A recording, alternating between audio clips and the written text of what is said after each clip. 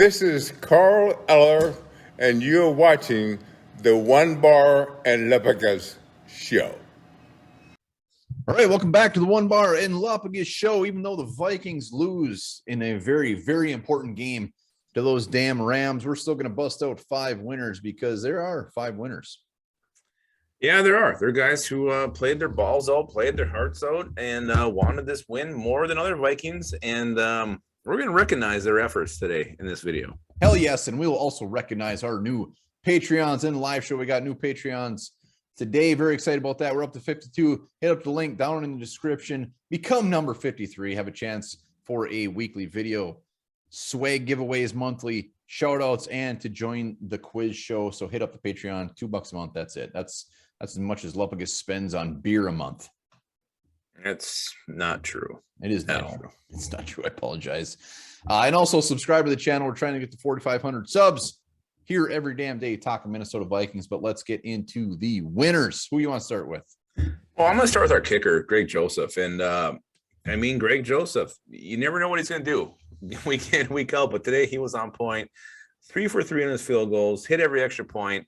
And again, I think the biggest one was when the Vikings, and you see a lot of teams doing this. You're down by 2 scores. They're trying to save time on the clock. They want to get it down to that chance to get the ball back with some time left. So they kicked the field goal on 3rd down. We did it today. Greg Joseph nailed it. It was a 44-yard field goal, I believe.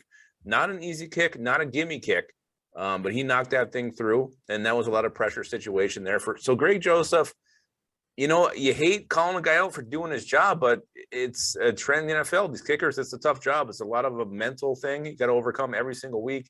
And Greg Joseph was money today, and we should recognize that. Yeah, Greg Joseph does not get the love he deserves. I've said this on multiple episodes where he's missed 1 field goal in the last 10 weeks. 1 field goal, and it was over 50 yards.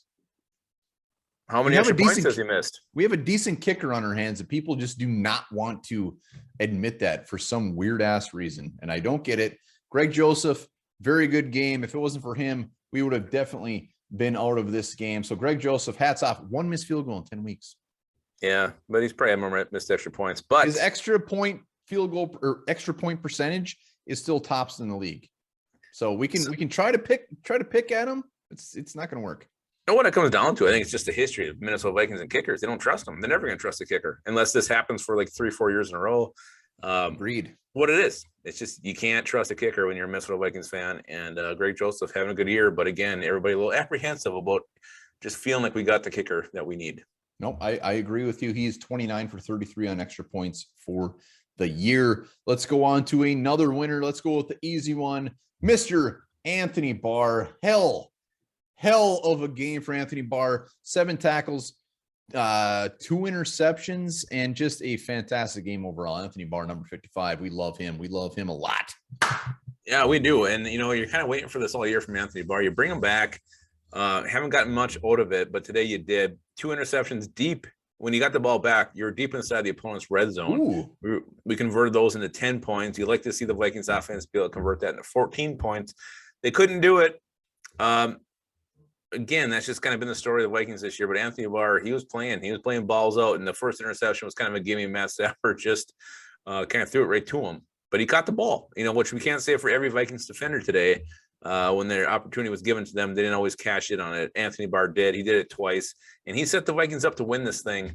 And they couldn't put it. They couldn't put it home. Is what they couldn't do. Well, Barr used to play running back at UCLA back in the day. Maybe they should have left him on the field out there and put him in there so he could get those 6 points. But Anthony Barr, like we said in the live video, this is definitely, well, not definitely, 99.9% chances last year's Viking. He's going all with a bang.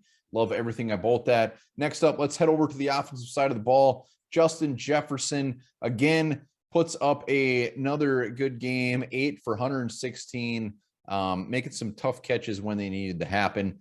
First half, little not so fantastic, but he came through in the second half. He did. Him and Kirk weren't really on the same page the first half. He had a couple drops as well. Definitely turn around in the second half, having a around. Every now and then again. Second half was great. So he came out, he caught everything, or just about everything. Did what we see Justin Jefferson doing. And I do think Cousins was kind of maybe a little too locked into him in this one. I think it's kind of a little bit better when he was passing the ball, passing the love around a little bit in the second half. But Jefferson did end up having a great game and definitely a stud in this one. And, going against Jalen Ramsey, arguably the best corner in the NFL, that guy's got to get in your head. And I think the first half he was in Justin Jefferson's head. He calmed down a little bit in the second half, started making some plays, started getting some confidence. He really got his groove back, just like Stella in that great movie. I love when Jefferson got that first down, and I believe it was second quarter, did his first down thing, and Jalen Ramsey hated everything about that. But you know what? Justin Jefferson did not show weakness. He just said, screw it. He stuck with it.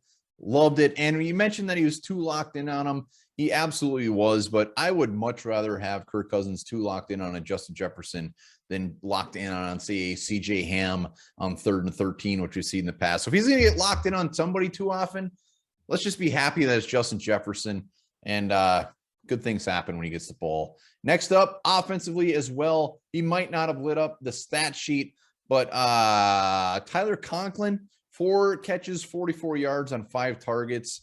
And like I said in the live show again, this just makes me feel good because he was kind of the safety net, and every time I threw him the ball, he came through.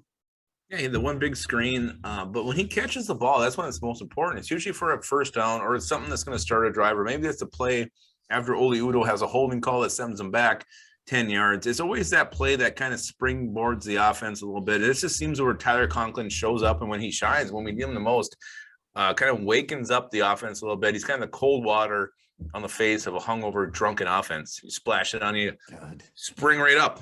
That's what Tyler Conklin is. That's what he's been, and that's what he continues to be for this offense. And personally, I like to see him use a little bit more. I like to see him go about 8-9 targets a game. Tyler Conklin, just smelling that cheddar he's going to be making this offseason from some desperate team for a tight end. And you know what? He deserves it. He deserves every damn penny.